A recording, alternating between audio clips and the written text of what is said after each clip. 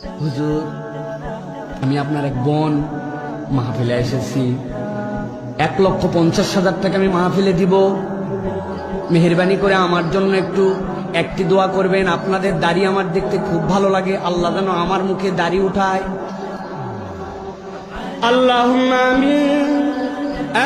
রব্বুল আলামিন, তুমি ইন্নাল্লাহা আলা কুল্লি শাইইন কাদির, কি পারো না তুমি।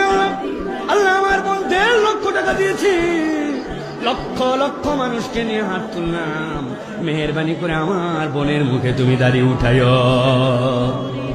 সারাদিন এই আমিনার দোয়া করলে মহিলার মুখে দাড়ি উঠবে। ঘুমাই গেছেন আপনারা?